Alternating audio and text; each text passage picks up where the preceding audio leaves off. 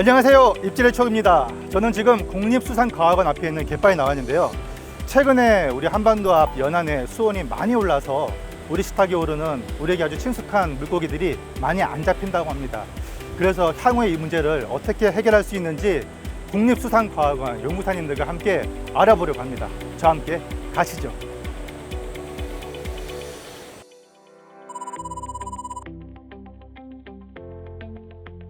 기후변화로 연안 환경이 변화하면서 고수온, 저수온 같은 이상수온이 발생이 증가하고요. 갱생의 모자반이 우리 연안을 덮치기도 하면서 양식장에 큰 피해를 일으키고요. 또 연안에 해파리떼가 들끓으며 잡는 어업에도 영향을 주고 있습니다. 이런 현상을 두고 수산재해라는 말까지 나오고 있는데요. 이런 수산재해들을 두고 볼 수만은 없겠죠. 해양수산부, 국립수산과학원은 이러한 수산재해를 과학적으로 대응하기 위해 노력하고 있는데요.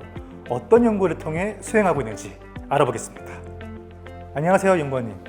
안녕하세요. 기후변화 연구과 이준수 연구관입니다. 요즘 바다가 들끓고 있다고 할 정도로 수온이 올라갔는데요. 대체 얼마나 올라간 걸까요? 예, 저희 국립수산과학원이 우리나라 바다의 변화를 모니터링하기 위해서 그 선박을 이용해서 조사한 결과 최근 57년간, 그러니까 1968년부터 2024년까지 우리나라 주변의 표충수온이 약 1.58도씩 상승을 했습니다. 이제 이거는 전 세계 평균 수온 상승률의 약 2배가 넘는 수치가 되겠고요. 특히 동해는 2.04도씨나 올랐습니다. 사실 그 해양 온도가 10도, 20도 이렇게 올라간 게 아니라 1, 2도 올라간 건 체감도 못할 것 같다, 그렇게 심각하냐고 생각하는 사람도 분명히 있을 것 같은데요. 이렇게 바닷물 온도가 오르면 어떤 문제들이 많이 발생할 수 있을까요? 예, 이렇게 수온이 상승하게 되면 표층의 그 밀도가 낮아지기 때문에 표층과 저층의 이 혼합이 어려운 환경이 되어서 저층으로부터 영양염이 표층으로 잘 공급되지 않고, 이에 따라서 이 영양염을 먹고 사는 식물 플랑크톤의 그 사이즈가 작아지는 현상이 생깁니다. 그러면은 이 식물 플랑크톤을 먹고 사는 동물 플랑크톤의 사이즈도 작아지는 현상이 연쇄적으로 생기면서 저차 생태계 자체의 구조가 바뀌게 되고요. 뿐만 아니라 이런 어종의 이동 패턴이 바뀌면서 기존에 서식하던 어종이 사라지거나 새로운 종이 유입되면서 생태계 균형이 무너질 수가 있습니다. 그로 인해서 어장이 바뀌고 수산자원 감소로 이어질 수 있습니다. 참 심각한데요. 안 그래도 제가 어렸을 때가 1980년, 90년대 그때를 떠올리기만 해도요. 그 수산시장 가면은 명태 이런 게 되게 대부분 이제 국내산이었거든요. 근데 요즘에는 국내산 거의 잡히지 않고 다 러시아산이더라고요. 게다가 최근에 또 참다랑어, 전갱이, 방어 이런 아열땡성 어종이 늘어나고, 예전에 또 제주도 근처에서나 볼 수 있던 어종이 최근에는 또 독도 인근에서도 볼 수 있다고 하던데요.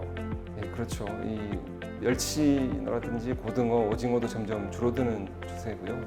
그리고 예전과 많이 달라지면서 이런 어업인들의 조업 방식이라든지 수익도 타격을 입을 수 있습니다.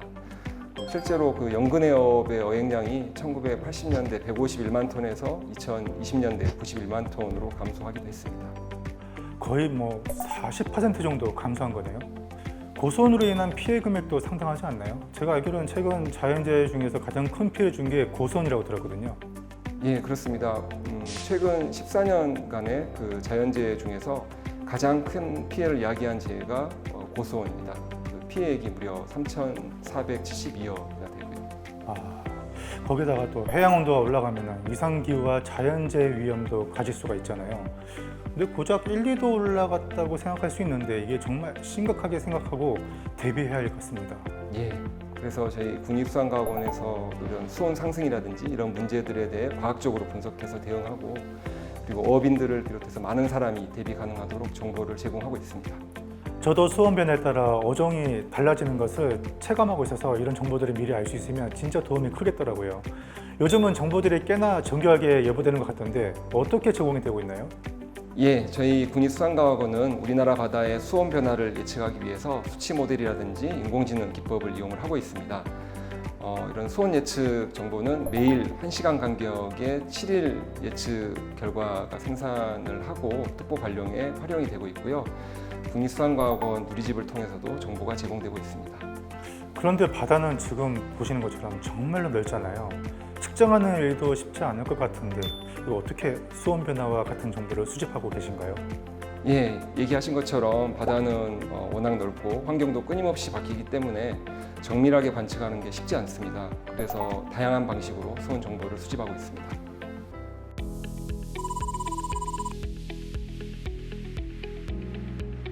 그렇다면 어떻게 바다 수온을 측정할 수 있는지 한번 알아보도록 하겠습니다. 안녕하세요. 안녕하십니까. 기후환경연구부 기후변화연구과에서 근무하는 연구사 정혜근입니다. 연구사님, 여기 아주 큰 도명 구조물이 있는데 이게 뭔가요? 네, 이 기기는 국립수산과학원에서 운영하는 위성 수신기입니다. 바다는 정말 넓잖아요. 그래서 저 멀리 이 수신기를 활용해서 각종 해양환경 데이터를 수신하고 있습니다. 이 수신기를 활용해서 미국 위성과 우리나라 천리안 해양 전용 위성까지 다양한 위성 자료를 취합하고 한반대 주변의 바다를 24시간 모니터링하고 있습니다. 그런 다음에 이러한 관측된 데이터들을 별도의 상황실에서 관리를 하고 있습니다. 이게 전부 다 위성에서 보내준 영상인가요? 네, 맞습니다. 보시는 그림은 그 천리안 위성에서 보내준 이미지고 아래 그림은 이제 미국 노아에서 보내준 위성 영상입니다. 이 영상을 24시간 내내 다 받는다면은 그 데이터량이 엄청날 것 같은데요. 그래서 데이터를 원본 그대로 제공하고 있지는 않고요. 수집된 원시 데이터는 기하와 수온, 영상 보정을 거치고 체계적으로 처리되어서 신뢰성 있는 수온 정보를 제공하는데요. 수온 및 엽록소 A 자료는 주간, 월간 단위로 제공하고 있고요. 장기 수온 변동 모니터링, 고수온 및 저수온 모니터링, 저연 분수 확산, 해양 열파 발생 감시 등 실질적인 해양재해 대응에 활용되고 있습니다. 여기 뒤쪽은 서버실인가요? 네, 대용량 위성 자료를 보관하기 위해 별도의 서버실도 구축하고 있습니다. 과학적으로 재해를 대응하기 위해 정말 많은 노력을 하는 것 같은데요. 그런데 특히 요즘은 AI 시대다 이런 얘기 많이 하잖아요. 수산재해 대응에서도 이 AI 기술이 사용되고 있다고 들었습니다. 네, 저희 위성해양정보실은 최신 AI 기술을 활용해서 주간 예측 수온 자료를 제공하고 있는데요. 인공지능 모델로 과거 4주간의 자료를 분석해서 미래 1주의 수온 예측 자료를 생성합니다. 그리고 이 기술은 과거 데이터를 기반으로 미래 해양 수온 변화를 빠르게 예측하고 해양 환경 변화에 빠르게 대응할 수 있도록 돕고 있습니다. 그만큼 어업인들이나 양식업자들이 실시간으로 변화하는 바다를 예측하고 또 신속하게 대응해서 피해를 줄이고 안전하게 작업 환경을 유지할 수 있도록 도움이 되겠네요. 네, 맞습니다. 정확한 수온 합성 정보나 예측 정보, 해양 환경 변화 데이터를 기반으로 어업이나 양식업 등을 비롯한 다양한 분야에서 활용할 수 있도록 많은 정보들을 제공하고 있습니다. 그만큼 업무에 실질적으로 도움을 줄 수 있는데요. 예를 들어 특정 해역의 수온이 며칠 후에 28도를 초과할 것으로 예측되면 양식장에서 산소 공급을 늘리는 등 사전 대응이 가능해지는 거죠. 위성으로 큰 그림과 데이터를 보고 그걸 기반으로 한 예측 모델이 업데이트되면서 어업인들이 대응할 수 있도록 제공되는 거네요. 그런데 바다에서도 직접 수온을 측정할 수 있지 않아요? 네, 맞습니다. 좀 더 정밀한 정보를 확인하기 위해 바다에서도 실시간으로 수온을 측정하고 있습니다.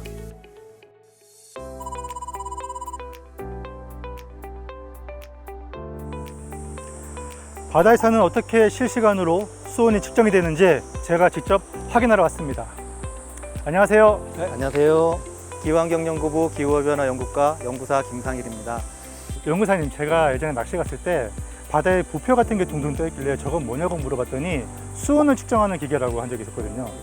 아마 그 저쪽에 보이는 이제 저 부표 보고 말씀하시는 것 같은데요. 네. 저게 실시간 해양 수산환경 관측 시스템이라고 해서 저희 수산과학원을 비롯해서 그 해양을 연구하는 기관이나 지자체에서 각각 목적에 따라서 비슷한 관측소들을 이렇게 운영을 하고 있는데요. 저희는 전국의 연안어장을 중심으로 한 200개 정도 관측소를 서로 데이터를 다 연계를 해서 수산과학원 누리집을 통해서 서비스를 하고 있습니다. 관측소에 설치된 그 센서를 통해서 수온, 염분, 그러한 이제 해양환경 자료들을 수집을 하고요. 1시간에서 30분 간격으로 이렇게 수집을 하는 데이터들은 실시간으로 저희들 중앙 서버로 자료가 다 전송이 됩니다. 그러면 이제 저희가 그거를 검보정을 하고 그런 데이터 처리 과정을 거쳐서 예보 시스템이나 이상 수온의 특보를 발표하는 데 활용을 하고 있습니다.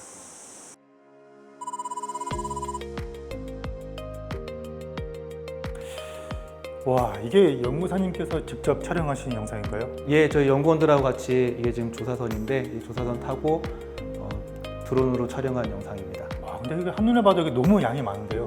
예, 이게 어마어마하게 크죠. 이 배의 크기가 한 70m 정도 되는데요.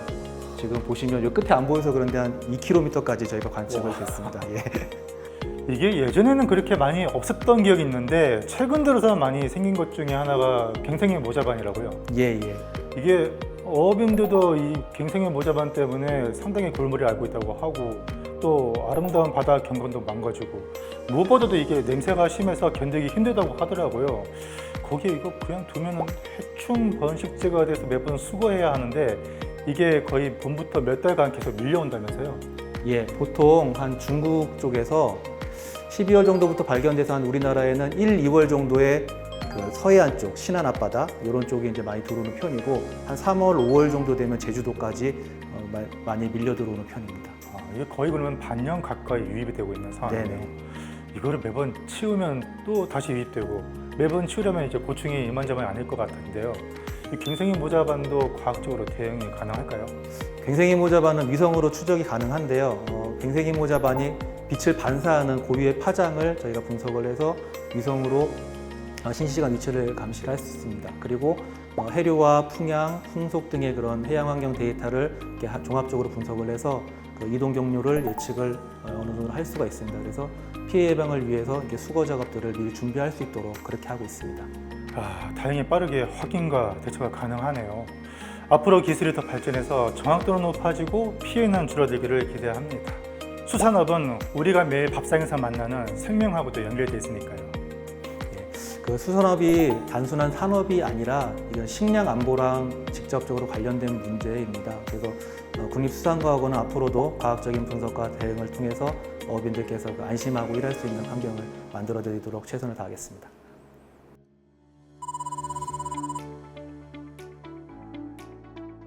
갱생이 모자반 못지않게 어업인들의 고칠거리가 해파리입니다.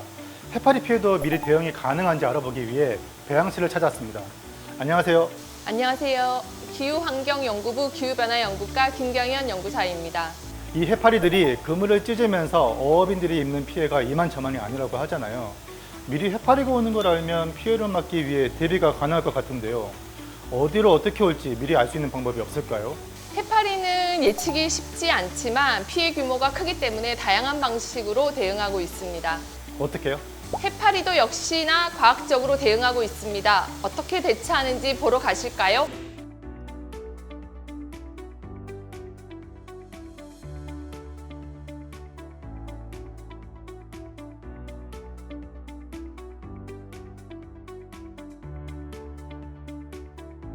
뉴스에서 많이 봤던 우리나라에 출현하는 해파리들이 여기 다 모이는 것 같은데요. 이렇게 해파리들을 다 모아놓는 데는 이유가 있을 것 같은데요. 실내 배양실에서 해파리의 성장 단계별 반응과 수온 변화에 따른 생리적 특성 등 실험을 하고 있습니다. 이 연구를 통해서 해파리의 대량 발생 원인을 규명하고 시기별 대응 전략을 세우고 있습니다. 그런데 여름철이 되면 어업인들뿐 아니라 해수욕객들도 해파리 쏘임 사고를 걱정하잖아요. 이런 쏘임 사고를 줄이기 위한 노력도 하고 있나요? 네, 신속하고 정확한 정보 제공을 위해서 조사선에서 다양한 모니터링을 하고 있습니다. 그리고 우리나라 연안에는 많이 출현하고 있는 독성 해파리들이 있는데요. 노무라 이끼 해파리, 보름달 물해파리, 유령 해파리, 커튼 원형 해파리, 작은 상자 해파리 등이 있는데요. 입질의 추왕님처럼 수산물에 해박한 분들은 어떤 게 위험한 해파리인지 아닌지 알 수 있지만 일반인들은 잘 모를 수 있잖아요. 그래서 어떤 해파리가 위험한지 다양한 매체를 통해서 알리고 있고요. 해파리 쏘임 사고를 예방하기 위해서 지자체와 함께 방제 작업을 실시하거나 경고 문구와 안내를 강화하고 해파리 출현 동향에 대해서 실시간으로 정보를 제공하고 있습니다. 해파리 사고를 막기 위해 정말 다방면으로 노력하고 있는 것 같네요. 해파리 문제는 단순히 어업 피해에 그치지 않고 해안가를 찾는 일반 시민들의 안전과도 직결된 중요한 사항입니다. 저희 연구진은 앞으로도 과학적인 접근을 통해 더욱 신속하고 정확하게 대응해서 어업인과 시민 모두가 안전한 바다를 이용할 수 있도록 최선을 다하겠습니다. 오늘 정말 많은 것을 배웠습니다. 기후변화는 우리 눈에 보이지 않게 우리 식탁까지 영향을 주고 그걸 막기 위한 노력은 보이지 않는 곳에서 묵묵히 진행되고 있는데요. 과학적인 수산재 대응이야말로 우리 바다를 지키는 가장 강력한 무기라는 것을 다시 한번 느꼈습니다. 지금 우리가 누리는 수산물, 이 풍요로운 바다의 혜택이 다음 세대까지 이어질 수 있도록 우리도 더 많은 관심을 가지고 응원해야 할 것 같습니다.